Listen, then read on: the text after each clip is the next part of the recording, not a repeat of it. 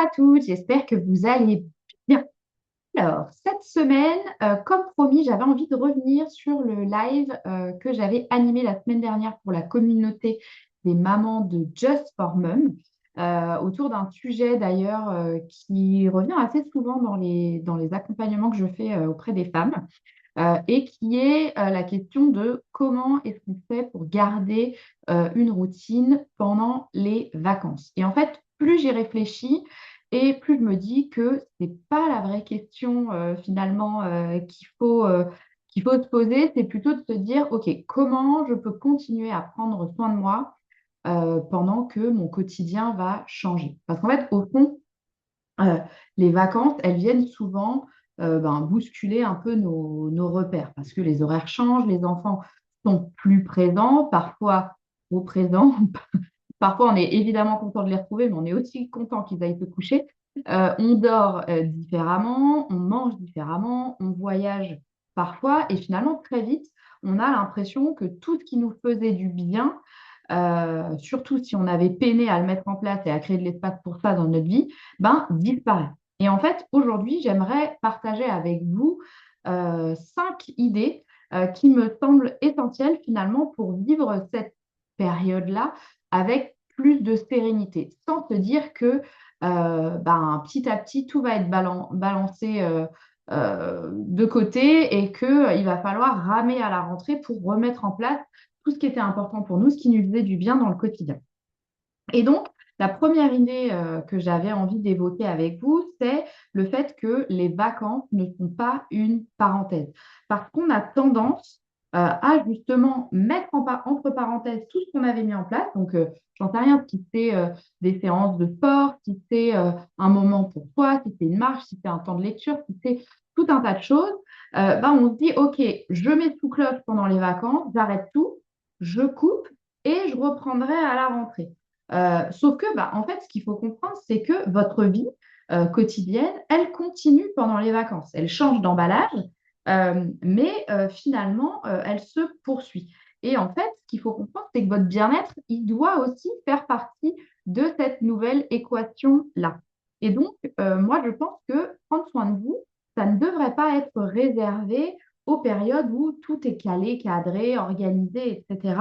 Et même au contraire, je pense que c'est justement quand le rythme change, quand on est un peu bouleversé, alors pour de bonnes raisons, hein, les vacances, elles sont là pour nous apporter aussi un cadre différent. Mais c'est surtout dans ces moments-là de changement, de ralentissement aussi, où on se pose peut-être davantage de questions qu'on n'avait pas le temps de se poser avant et qui parfois créent de l'inconfort. On a des émotions un peu contradictoires qui surviennent. Et moi, je pense que justement, c'est pendant cette période de changement de rythme que, on a besoin de garder une certaine forme de repère et les routines, les petites habitudes qu'on a et qui nous font du bien, elles sont aussi là pour ça. Et je dirais même que nos habitudes, finalement, elles entretiennent notre identité d'une certaine façon. Et c'est la deuxième idée que j'avais envie de vous partager aujourd'hui. Et d'ailleurs, c'est un concept que l'écrivain James Clear explique, enfin, je pense qu'il est, il fait du développement personnel. Je ne saurais pas dire exactement s'il est coach ou autre, mais en tout cas, il a écrit plusieurs ouvrages que j'aime bien, dont Atomic Habits, qui, ça vous intéresse, je vous encourage à lire. Et du coup, il explique, pour revenir à James Clear, une idée que j'aime beaucoup et qui dit que nos habitudes ne créent pas seulement des résultats, ne construisent pas seulement des résultats, mais qu'elles construisent aussi petit à petit, à force d'être répétées dans le quotidien, un petit peu qui on est, la personne qu'on devient. Et finalement, chaque fois que vous allez prendre une minute pour respirer, pour aller lire, pour vous poser et faire votre séance de sport, pour voilà, respirer, écrire, bref, ce que vous aimez faire, ou boire votre café en pleine conscience, posé, de temps en temps, en fait, vous envoyez un message à votre cerveau et vous lui dites, OK, je suis une personne qui prend soin d'elle. Et finalement, cette identité, elle est beaucoup plus puissante qu'une liste d'objectifs. Et finalement, le fait de continuer de l'entretenir pendant les vacances ou quel que soit le contexte dans lequel vous êtes, bah, ça continue d'alimenter cette idée de qui vous avez envie d'être et de qui vous avez envie de continuer à devenir. D'accord? Donc, c'est hyper intéressant, je trouve, de garder cette forme de lien. Et d'ailleurs, pendant le live, on avait fait une analogie avec le principe d'un cerf-volant, où en fait, finalement, l'idée était de garder le fil du cerf-volant en main, même si on donne un petit peu de mou à la cordelette qui nous rattache au cerf-volant. Donc, même si on adapte un petit peu nos routines, l'idée, c'est de garder le lien. Et c'est un petit peu ça que j'ai envie de vous inviter à réfléchir et à envisager. Et ce sera le troisième axe que j'ai envie d'évoquer aujourd'hui, c'est que une petite action vaut mieux que zéro.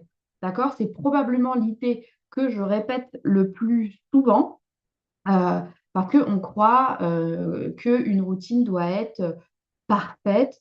Voilà, on a nos tendances probablement un peu perfectionnistes aussi, de se dire en fait, si tu ne fais pas bien, ne fais pas. Et du coup, bah, c'est probablement un peu comme ça qu'on arrive assez vite à tout foutre en l'air parce qu'on n'a pas le contexte parfait qui va bien, etc. Euh, et du coup, on préfère ne rien faire. Alors qu'en réalité, ben, mieux vaut faire 5 minutes de respiration, par exemple, que rien du tout. Mieux vaut lire 2 pages que de laisser son bouquin prendre la poussière. Mieux vaut marcher 10 minutes que de culpabiliser de ne pas faire 1 heure de sport. Et finalement, c'est toutes ces petites actions euh, qui créent finalement de la régularité. Mieux vaut faire un tout petit peu souvent plutôt que de se dire il faut que je puisse faire 1 heure et dans ce cas-là, ça nous semble ben, difficile à faire rentrer dans l'agenda, enfin en tout cas dans, dans le programme qu'on a prévu pendant nos vacances. Et c'est vrai que du coup, bah, on va avoir tendance à dire bah, dans ce cas-là, je fais rien parce que je ne peux pas le faire correctement. Non, on peut faire petit, on peut faire simple et on peut adapter. Et ça, c'est hyper important. Mais tout ça, c'est possible que si on a conscience en amont et qu'on décide de façon beaucoup plus intentionnelle avant de partir, qu'on a envie d'emmener avec soi. Et là, c'est le quatrième point, c'est la question de l'anticipation. Parce que anticiper pour soi, de manière générale, et pendant les vacances d'ailleurs, c'est une forme de bienveillance. Parce que, évidemment, je pense qu'on est toutes concernées, mais quand on est en train de préparer un départ en vacances, ben, on pense aux valises, on pense aux doudous, aux activités, au carnet de santé, à la pharmacie, à tout ce dont tout le monde a besoin, parfois même au point d'en oublier ses propres affaires.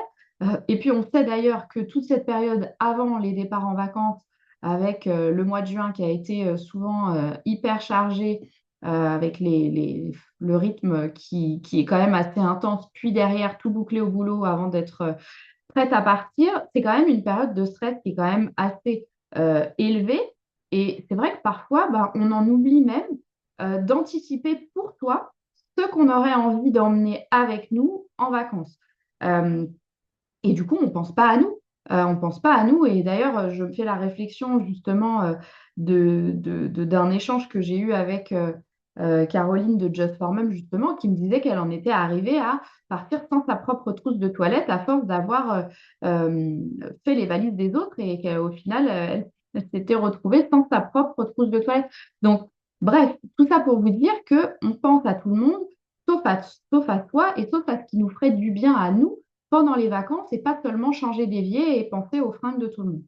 D'accord? Donc, anticiper pour soi, ça veut simplement dire peut-être emporter un bouquin qui nous fait envie, prévoir 10 minutes de marche le matin en programmant bah, peut-être les activités qui vous font plaisir pendant les vacances. C'est peut-être garder avec soi ben, un petit carnet, par exemple, si on aime écrire, ou si ça nous fait du bien de vider notre cerveau, et ça, je vous le recommande. Euh, Est-ce que c'est ben, prévoir d'avoir un petit moment pour prendre son café tranquille le matin? Voilà. Est-ce que c'est aller marcher quand les enfants sont couchés, faire un petit tour? Voilà. C'est vraiment d'essayer, comme on disait, de garder le fil, d'anticiper un minimum.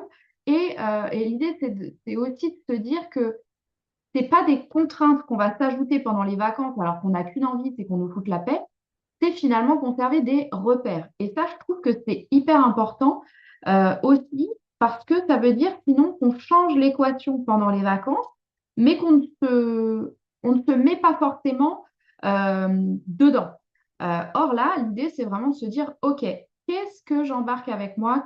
Comment je peux m'inclure dans ces vacances et dans ce qui me fait du bien?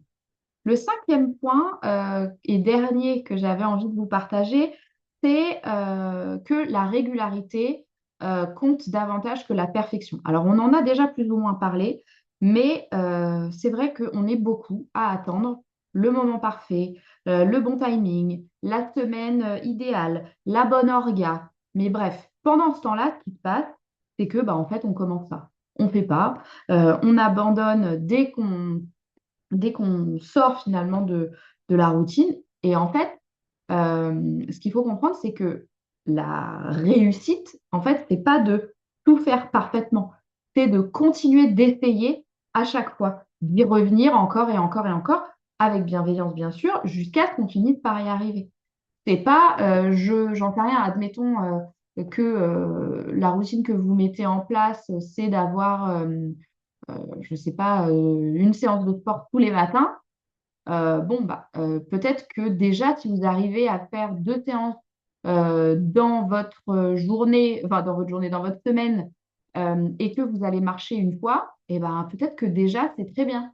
Et que vous continuerez d'essayer petit à petit, tranquillement, quand le rythme sera plus propice pour vous.